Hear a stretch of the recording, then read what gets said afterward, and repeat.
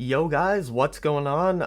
It's been quite a while since I've made one of these videos, but I'm glad to be back. Honestly, just been kinda busy with life and other things that have been kind of taking my focus away from YouTube. Apologies for that. Anyway, today we're taking a look at yet another Nintendo defense video done by a Nintendo fan that is sick and tired of the discourse around Nintendo at the moment. You know, instead of being mad at all the practices that Nintendo is doing that's causing the negative discourse around Nintendo, it's better to just get mad at the discourse itself, apparently. I mean, that makes total sense to me. This is just some 3000 IQ logic on display. But yeah, man, we're reacting to a video today. But the video we're taking a look at today is called The Problem Isn't Nintendo, It's Us. So, I'm just intrigued, man. I want to find out how we're the problem. Alright, we need to talk about something that's honestly draining the fun out of being a Nintendo fan. Not the games, not the consoles.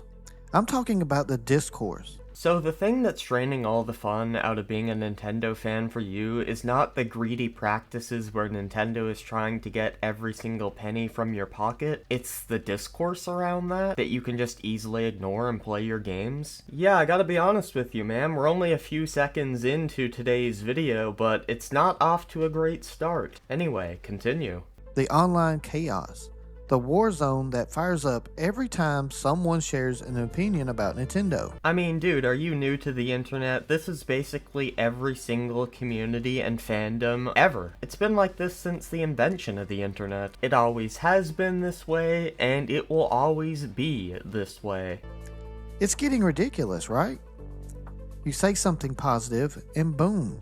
Shill. I'm sure there is a subsection of people on the internet that will think you're a shill if you say anything positive about a Nintendo game, but that's a very small minority. Most people, when they use the word shill, they're referring to people who run damage control for the price increases, damage control for the greedy practices, stuff like that. They usually aren't referring to someone who, let's say, says, Donkey Kong Bonanza is really fun, I really enjoyed the destruction in the game. You don't really see people like that get labeled as shills. Who you do see get labeled as shills is people who say things like, oh, a $10 increase is not that big of a deal, dude, just get your money up and not your funny up. People like that are the types of people I enjoy making fun of, and I mean, I don't really feel bad doing so. You critique a game or price, suddenly you're a fake fan. There's no middle ground anymore.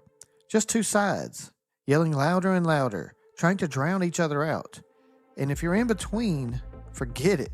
You're invisible.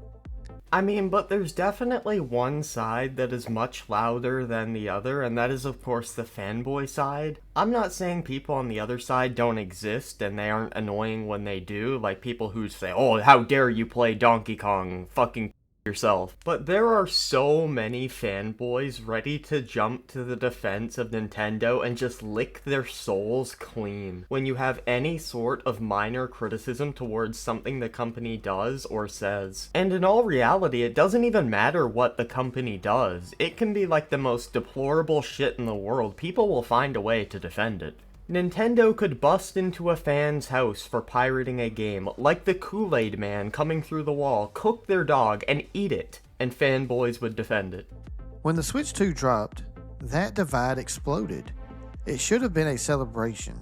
Yeah, it definitely should have been a celebration, and I was going in expecting a celebration, because the Switch 1 wasn't that bad. And to be completely honest with you, I'm not a fan of the state of PlayStation or Xbox at the moment. I'm underwhelmed by both of them. Given all of that, I was still let down, and not because of the console itself, but all the greedy practices around it. But you can't expect Nintendo to just shit on a plate and everybody celebrate. People didn't like what they saw, and they were vocal about it, which is completely fair, and honestly, every single fandom should do this. If you're a fan of something, and whatever that company is behind the thing you're a fan of releases a shitty product, make fun of it, shit on it. Instead, we got rage, outrage, and never-ending wave of hot takes most of them louder than they are thoughtful. Yeah, you know why people are upset? Because a lot of people aren't happy with the state of modern gaming, and they were kind of looking to Nintendo because that was like their last hope in a way, and they got let down one final time. And I can understand you getting even more upset if you're a Nintendo fan who's been waiting for a long time for this reveal. Nintendo fans made the Nintendo Switch one of the most successful console generations of all time for Nintendo, and what are they rewarded with? A bunch of greedy-ass practices.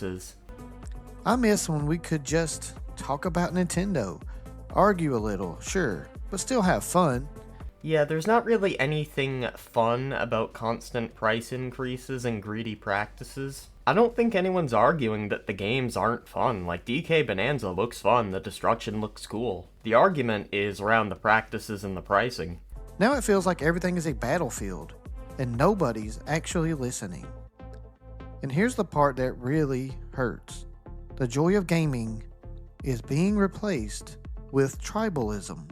I mean, tribalism's been around since the beginning of gaming. I mean, do y'all remember the console wars, like the Sega versus Nintendo and all that type of shit? Xbox versus PS3, PS4 versus Xbox One? Tribalism has always been in gaming. But I don't really get what tribalism has to do with people getting fed up with bad practices in the gaming industry. Unless he's trying to claim that it's just a bunch of, like, haters or whatever ganging up on Nintendo. Which is not the case, because we see even Nintendo fans upset at the Switch 2's practices.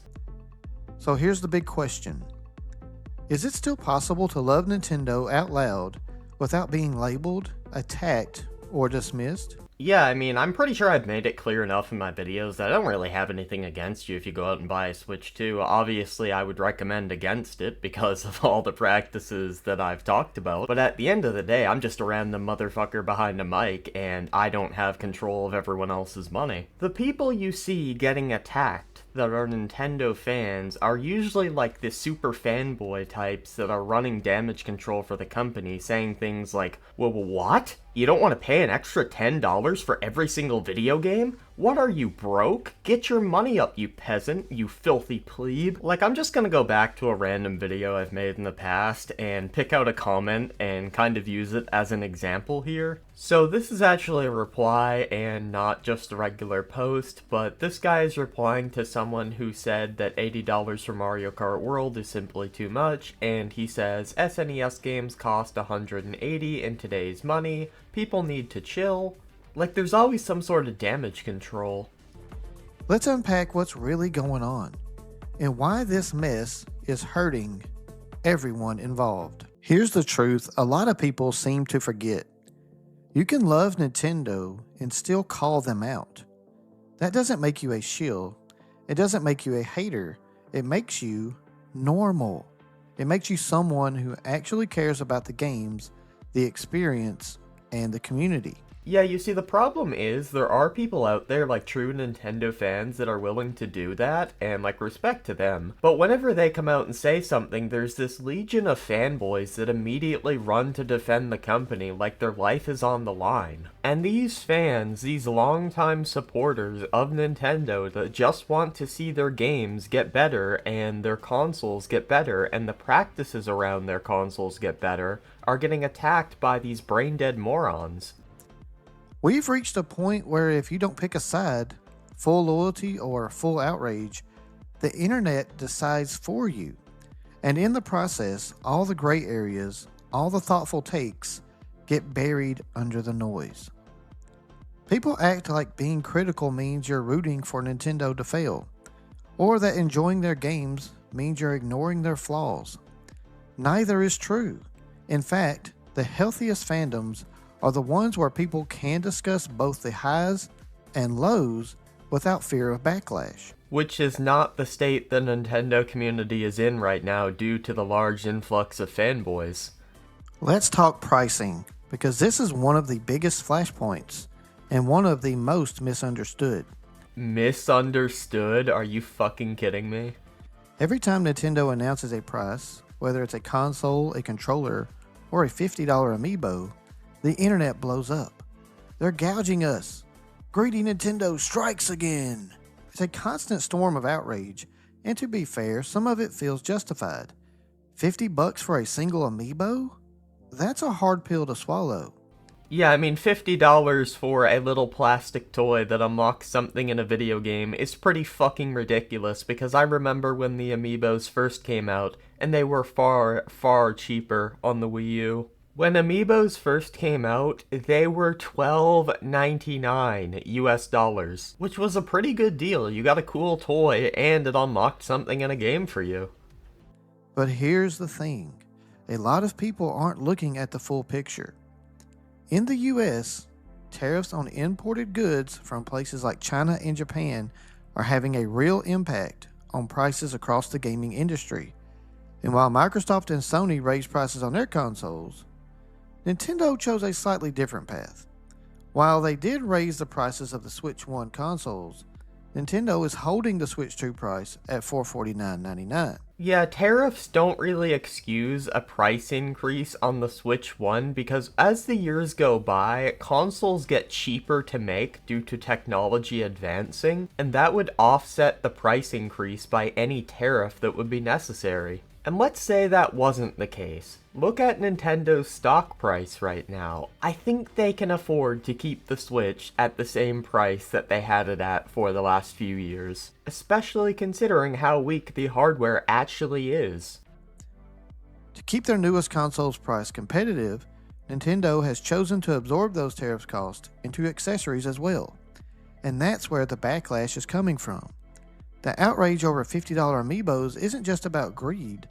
It's a result of the console staying the same price while the peripherals take the hit.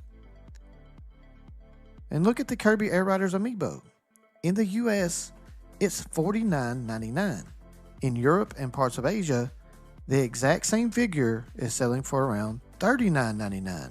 Which is still exponentially more than amiibos originally launched for, which is $12.99. Yeah, sure, they had to do a small increase because of the tariffs, but they were still overpriced before that to begin with. I don't know how many of you guys remember this because this was like 10 years ago, but you could buy a 3-pack of Mii Fighter amiibo for $35. That is cheaper than the one Kirby Air Rider amiibo, even in countries where the tariffs aren't in place. Also, you don't mention the digital goods, which also went up in price, which wouldn't be affected by tariffs.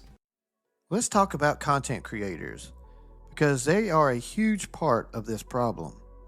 Now, before anyone twists this, I'm not saying every Nintendo YouTuber is bad. Not even close. There are tons of amazing creators out there doing thoughtful, balanced analysis that actually helps the community grow. You're welcome, guys. Let me just give myself a little pat on the back. But then there are the others. The ones who figured out that negativity is a shortcut to clicks. You know the type. Thumbnails with red arrows, faces in shock, bold titles like Nintendo is doomed. You mean like...